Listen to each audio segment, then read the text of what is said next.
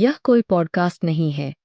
यह एडुथॉन 4.0 के दौरान श्री सौरभ द्विवेदी की रिकॉर्ड की गई बातचीत है। और देखिए साहब, कोई कहता है कि दुनिया भगवान चला रहा है, कोई कहता है इंसान चला रहा है, कोई ये भी कहता है कि आईटी सेल चला रही है। जिसकी जैसी श्रद्धा। और हमको ये लगता है कुल जमा दुनिया कॉन्फिडेंस से चल रही है। जितना भी हमारे खलीते में जेब में कॉन्फिडेंस है वो लेके हम स्टेज पर आ गए हैं।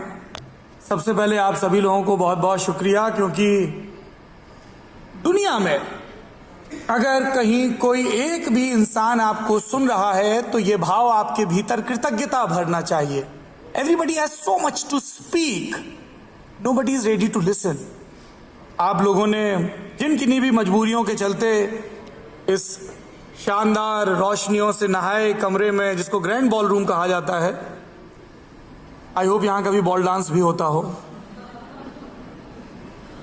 डांस तो होता होगा लेकिन पीले पानी के असर में वो बॉल नहीं रहता होगा। आप लोगों ने यहां बैठना चुना, हमें सुनना चुना, इसलिए बहुत बहुत शुक्रिया। बहुत बहुत शुक्रिया आयोजकों का जिन्होंने ये शानदार उत्सव किया। मुझे कहा गया था कि जिन लोगों ने हमें बोलने का शऊर सिखाया, उन्होंने कि जब तुम कृतज्ञता की बात करते हो तो सबसे पहले कमबख्त जाके ऑर्गेनाइजर्स को थैंक यू बोला करो, क्योंकि बाद में तुम भूल जाते हो। तो मैंने कहा ये काम शुरू में ही कर देते हैं। थैंक यू उन सारे स्पॉन्सर्स का जिन्होंने इस कमाल के आयोजन को किया। ये मेरी ब्रीफ में नहीं था, फिर भी मैंने कर दिया है। जब मैं यहाँ आ रहा था तो मुझे एक बात कही गई जो मैंने निर्देश की तरह सुनी। साहब, आपको ना शुरू के 10 मिनट जाके जादू करना है। अब ये बड़ी कमाल की चीज है, जादू करना। जादू हमारी अम्मा को आता था। तो हमारी अम्मा क्या है, इंतजार को एक खुशबूदार जंगल में तब्दील कर दिया करती थी। एक बढ़िया घर में तंबू लगा था जो कि सीमेंट का नहीं बना था। तब फॉल्स सीलिंग भी नहीं होती थी, शानदार नियॉन लाइट्स भी नहीं थी। बाद में कोई कमबख्त फिजिसिस्ट मिला तो उसने जादू के उस गुब्बारे में पिन मारने की कोशिश की और कहा, अरे मूर्ख, वो आसमान था। और किसी जरी वाले ने उसमें तारे नहीं टके थे, वो सचमुच के तारे थे। उसने कॉस्मिक डस्ट पर भी कुछ कुछ बताने की कोशिश की, पर मैंने तब सुनना नहीं चुना। तो मेरी अम्मा है, एक खटिया है आंगन में बिछी हुई है। आंगन बहुत बड़ा है जो कि कभी कभी क्रूर हो जाता है, क्योंकि दोपहर में बहुत गर्म होता है। और अम्मा को जब सजा देनी होती थी तो कहती थी, जाओ जाके आंगन में खड़े हो जाओ। सीमेंटेड आंगन, बड़े पांव जलते थे। अब मैया मेरी ना तो जसोदा थी, ना मेरे पास कोई सूरदास था जो मैं मनौने खाता। थोड़ी देर में रोता था, गलती मानता था और आ जाता था। माओ ने ऐसे ही भरपूर करुणा और थोड़ी सी क्रूरता के साथ हमें पाला है। जिसे हम क्रूरता कहते हैं वो दरअसल अनुशासन है। पर अभी स्टेज मेरे पास है तो मैं कुछ भी कह सकता हूं। अम्माएं हमेशा माफ कर देती हैं। तो उन्होंने सिखाया पहला जादू। जादू ये था कि हमें इंतजार करना होता था अपने जीवन में शक्ति के एक बड़े स्रोत के वापस आने का, जिनका नाम अमूमन घर में पिता होता है। जब तक हम और हमारी माँ होते हैं तब तक जादू होता है, खुशबू होती है जॉनसन बेबी पाउडर की, थोड़े से दूध की, थोड़ी सी मिठाई की, थोड़ा बचा कुचा होमवर्क होता है। इन सब के बीच में बहुत सारी कहानियां और शैतानियां होती हैं। और हमेशा एक मौका होता है कि माँ से लिपट के सो जाएंगे और वैसा कंफर्ट महसूस करेंगे जैसा शायद कभी हमारे न्यूरॉन्स ने जब वो बन रहे थे बूम में फ्लोट करते हुए महसूस किया होगा। मौजा ही मौजा, सो रहे हैं भरपूर, जब मन किया तब खाना खा लिया। When we float in the womb, we are the most secured creature। पर बाहर आते हैं और जितनी बार हम माँ को ऐसे जोर से हक करते हैं तो वो उनसे जो माँ से एक अलग किस्म की खुशबू आती है। और पेरिस या कन्नौज का कोई भी अतरबाज आज तक उस खुशबू को डिटेक्ट नहीं कर पाया है। उसमें थोड़ी सी अगरबत्ती की खुशबू होती है, थोड़ी सी उनकी सूती साड़ी की खुशबू होती है, थोड़ा सा वो जो शैम्पू यूज करती हैं बालों में उसकी खुशबू होती है, थोड़े से मसालों की खुशबू होती है, बहुत सारी मेहनत की खुशबू होती है। तो वो खुशबू थी। आसमान में एक तंबू था जो कुछ कुछ नीला सा दिख रहा था और था इंतजार पिताओं के आने का। पिता आते थे तो दुनिया आती थी, पिता आते थे तो अनुशासन आता था, पिता आते थे तो शुरुआती 5 मिनट का सन्नाटा आता था, पिता आते थे तो ऐसा लगता था कोई होमवर्क चेक करने वाला आ गया। पर टीचर को तो हम स्कूल में छोड़ आए थे। पिता हमारे परमानेंट टीचर थे, लेकिन सख्त वाले, जैसे पीटी टीचर, हर वक्त पनिशमेंट के लिए तैयार। अगर कोई पीटी टीचर हो तो माफ करे, क्योंकि यही मौका है आपको दिखाने का कि आपके अंदर सेंस ऑफ ह्यूमर भी है, you can take a joke. बहरहाल, पर पिताओं के आने और दुनिया के दाखिल होने से पहले मां और क्या करती थी? मां जादू करती थी, क्योंकि वो कहानियां सुनाती थी। उन कहानियों में कभी हम एक बेहद नरम लेकिन दुनिया जहां के रंग अपने पैलेट पर सपेटे तितली हुआ करते थे, और हमें ये यकीन था कि हम तितली हो सकते हैं, हम उड़ सकते हैं।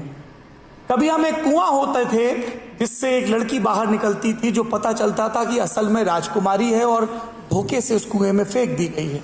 इससे दुनिया में आगे जितने भी आने वाले दुखों के कुएं थे, उनसे उबरने की एक आस बीज की तरह हमारे भीतर दाखिल हो जाती थी, क्योंकि हमें पता था कि माँ ने बताया है, और माँ कभी झूठ नहीं बोलती, कि हर कुएं से निकला जा सकता है एक बेल को पकड़कर जो हरे रंग की होगी। और माँ ने सबसे बड़ा जादू ये सिखाया, जिसे हम कहन का जादू कहते हैं, कि शब्दों के जरिए तुम भी जादू बुन सकते हो, तुम भी कहानी कह सकते हो। माँ मेरी पहली शिक्षक थी। आप सब शिक्षा से जुड़े व्यक्ति हैं, और ऐसा नहीं कि माँ बहुत अच्छी थी, ये हम लोग बहुत ग्लोरीफाई कर देते हैं। मैं लेटली बहुत सारी मम्मियों से मिला हूं जो कि मेरी दोस्त हैं। ये बड़ी खूबसूरत औरतें हैं, इसलिए नहीं कि वो दिखने में खूबसूरत हैं, वो तो है ही। दुनिया में कोई भी औरत जो कॉन्फिडेंस से भरी है और उसने खिलखिलाना चुना है, वो खूबसूरत है, बहुत ज्यादा खूबसूरत। इसलिए क्योंकि उन्होंने अपनी दुनिया हमसे साझा करनी चुनी। तो पिछले दिनों हमारी एक दोस्त वो माँ बनी। मैं बहुत एक्साइटेड सा उनके पास पहुंचा। I was very happy. She was one of the founding member of Lalan top. जिस लड़के से उन्होंने शादी करना चुना, वो भी वहीं पे काम करते थे। तो हमने बिल्कुल शुरुआत से उनको देखा, और अब वो माँ बनी है, वो एक लाइफ के एक और फेज में।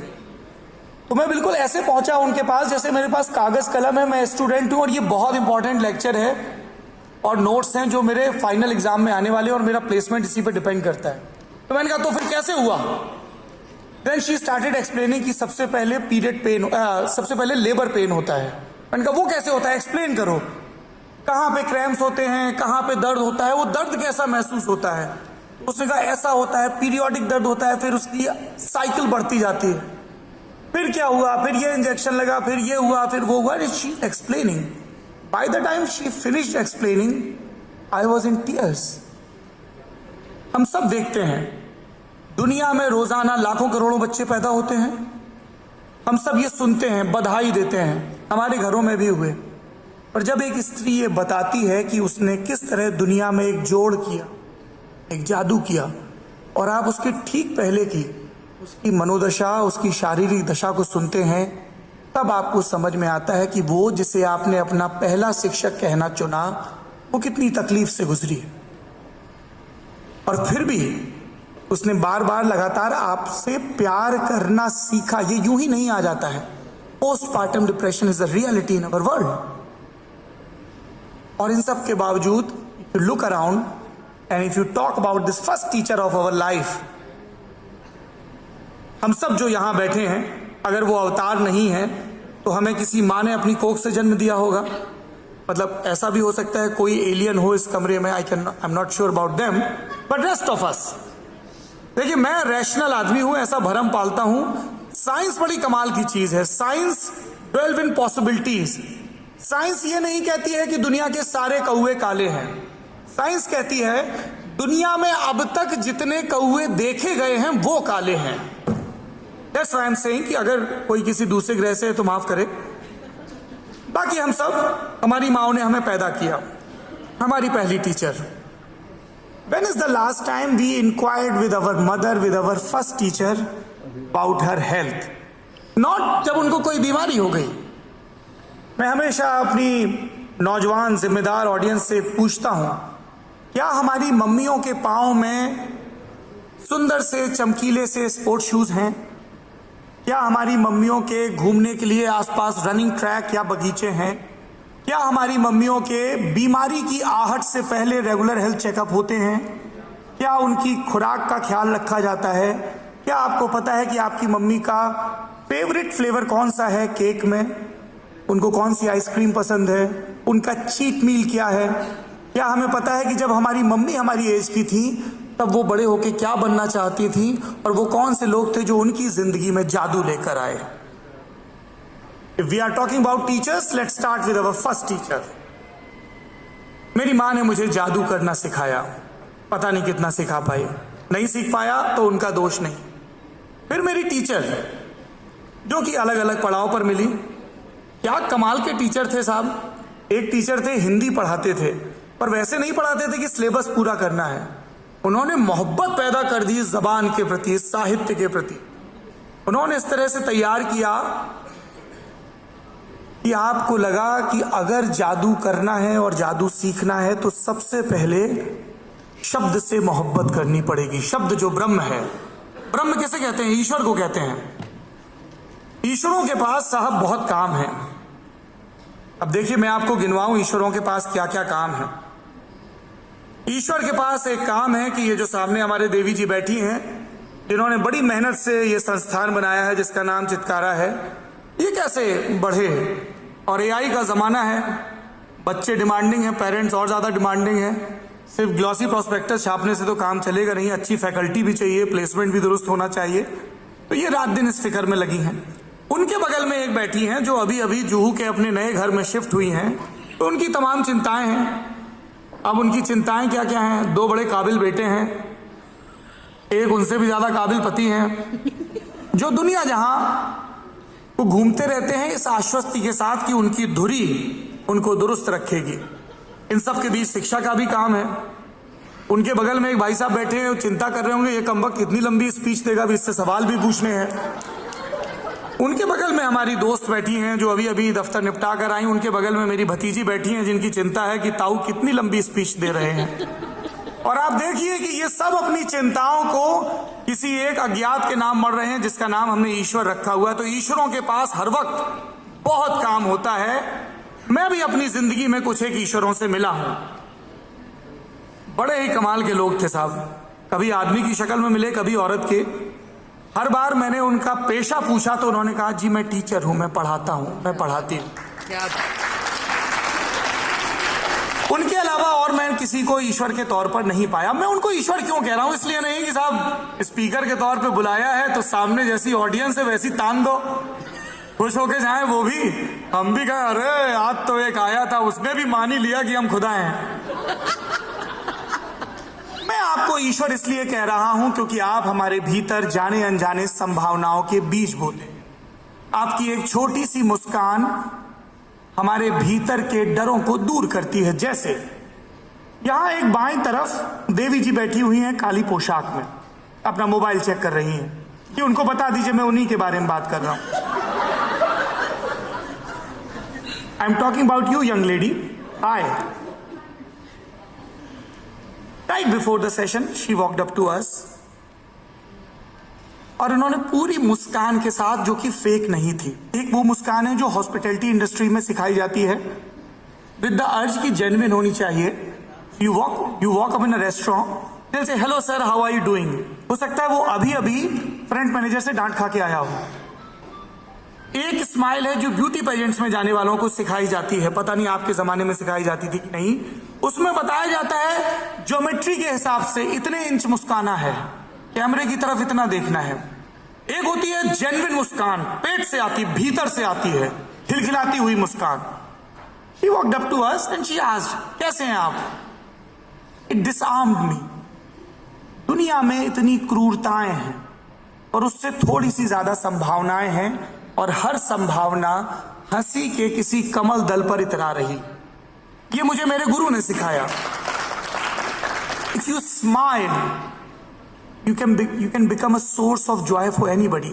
Imagine, एक टीचर है जिनसे आपने, इनके सामने कोई गुस्ताखी की, शैतानी की, उन्होंने पकड़ लिया और वो गुस्सा गए, परशुराम का अवतार हो गए। आपकी रिएक्शन क्या होगी? एक टीचर है जिन्होंने आपको गलती करते देख लिया, then she chose to smile and see how naturally it comes. I did not say he chose to smile.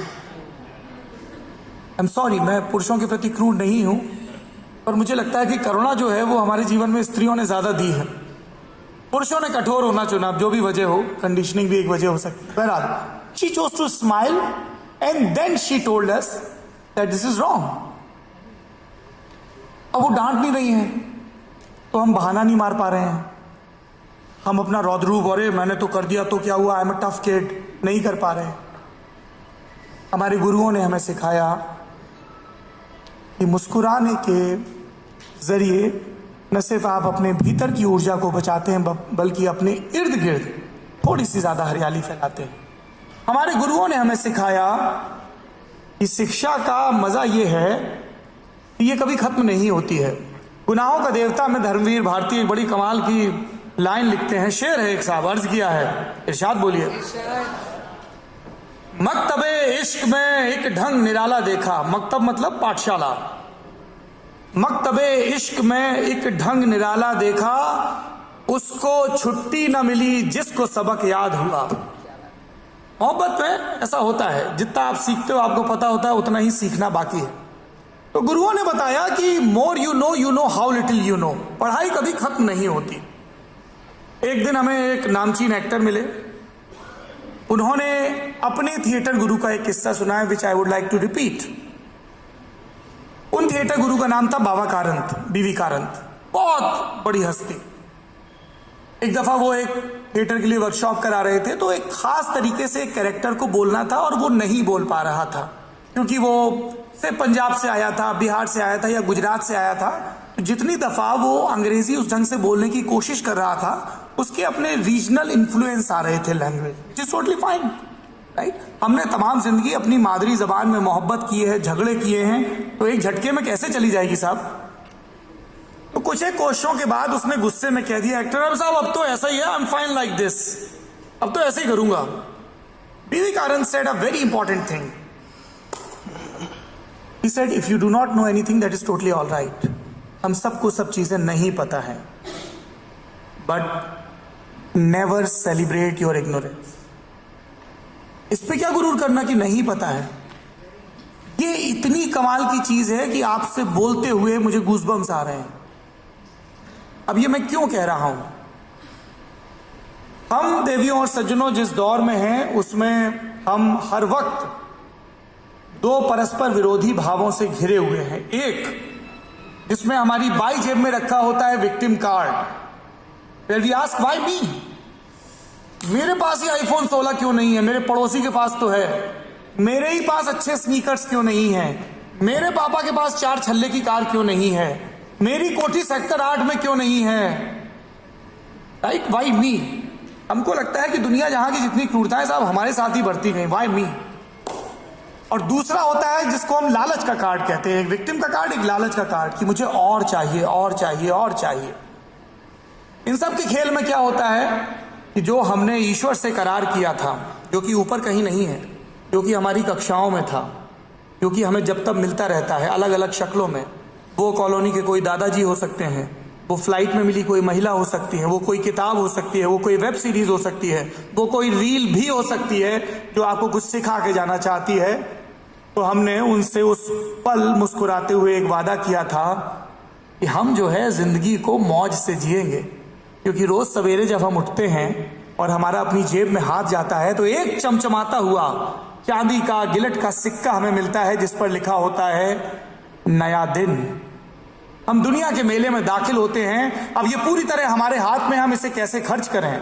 हम चाहें तो गुब्बारों की दुकान में जाएं और बंदूक से उन सब में निशाना मार दें, हम चाहें तो जलेबी खाएं, हम चाहें तो झूले पर सवार हो जाएं, हम चाहें तो जादू वाले तंबू में घुस जाएं और लड़की का सर धड़ से अलग होता देखें और फिर वापस जुड़ता हुआ। हम चाहें तो वो कबूतर बन जाएं जो उस जादूगर ने अपनी टोपी से निकाला है, हम चाहें तो सबसे ऊंचे हो जाएं क्योंकि हमारे पापा ने हमें अपने कंधों पर बिठा लिया है। हम रोज दुनिया के सर्कस में दाखिल होते हैं, रोज वापस आते हैं इस प्रॉमिस के साथ कि हम इसे बहुत मौज में जिए। और ये तो प्रॉमिस है जो कि अक्सर सरकारी वादों से साबित होती। असल में क्या है, एक विक्टिम कार्ड है और एक ग्रीड का कार्ड है, और इन दोनों के बीच हम ऑसिलेट करते हैं। विक्टिम कार्ड, मुझे ये नहीं मिला, ये नहीं हुआ, वो नहीं हुआ, बहुत सारी शिकायतें हैं। जिसकी जुल्फे लंबी है उसको शिकायत है, ओ गॉड मैंने पता नहीं पीयर प्रेशर में क्यों इतने लंबे बाल रख लिए, कितना दिक्कत होती है। मैंने जिसके छोटे बाल हैं वो रात दिन कभी ये तेल कभी वो तेल लगा रहा है कि साहब जुल्फे लंबी हो जाएं। जिसके बाल काले हैं वो कलर करवा रहा है, जिसके बाल मेरी तरह सफेद हैं वो अलग से रंग पुतवा रहा है। जिसने लाल पुतवाया उसको नीले की याद आ रही, जिसने नीला पुतवाया उसको हरे की याद आ रही। आदमी खुश होने को राजी नहीं है। जिसने पूरा बॉडी फैट खत्म कर लिया वो रात दिन इस चिंता में दुबला है कि साहब थोड़ा सा BMI और ठीक हो जाए। वो प्रोटीन के डब्बे निपटा रहा है।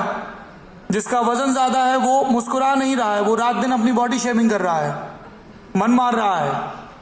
शाम के 7 बजे मिठाई खाने का मन था, नहीं खाई। 4 घंटे अपने मन के साथ क्रूरता की और सोने से ठीक पहले 11 बजे डब्बे से 2 पीस निकाल के खा लिए।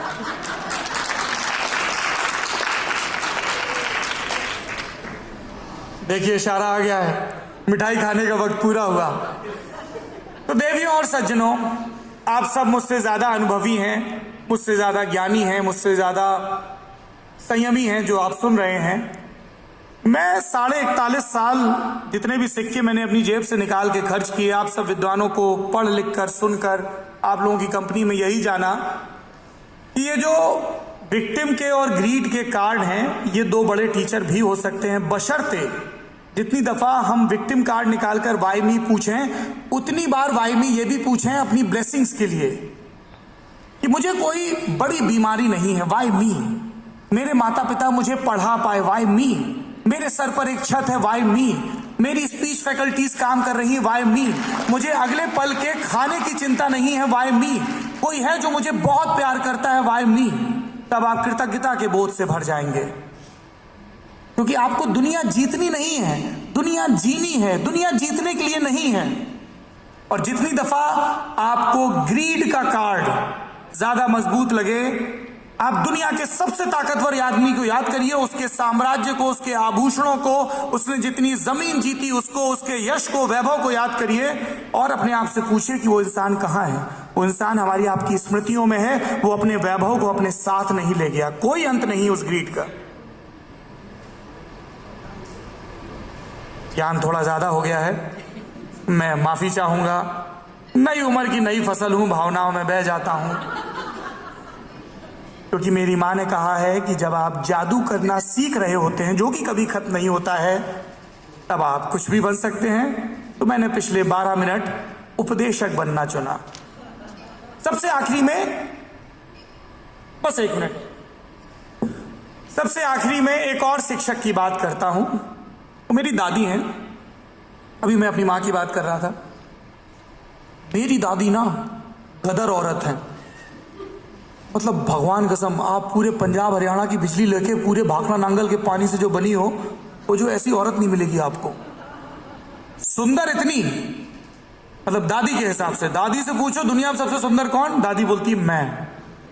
सुंदर इतनी कि बड़े बड़े कवि उन पे महाकाव्य एपिक लिखते हैं। ये जितने लॉरियल टाइप के हैं सब उनको ब्रांड एम्बेसडर बनाते हैं। कॉन्फिडेंट इतनी कि मोदी जी और बाइडेन जी को डाउट हो जाएगा इन महिला को इतना कॉन्फिडेंस कैसे है। मेरी दादी पोलैंड में पैदा हुई थी, बड़ी कमाल की औरत। दादी जब बड़ी हो रही थी तो उस मुल्क में जंग बहुत थी। दादी ने जंग देखी, फिर वो वहां से निकली, फिर उन्होंने सोचा कि इसके बारे में लिखा जाए। दादी ने कहा कितना ही लिखूंगी, दुनिया में तो बहुत दुख है। तो उन्होंने प्रोज लिखना नहीं चुना, पोएट्री लिखना।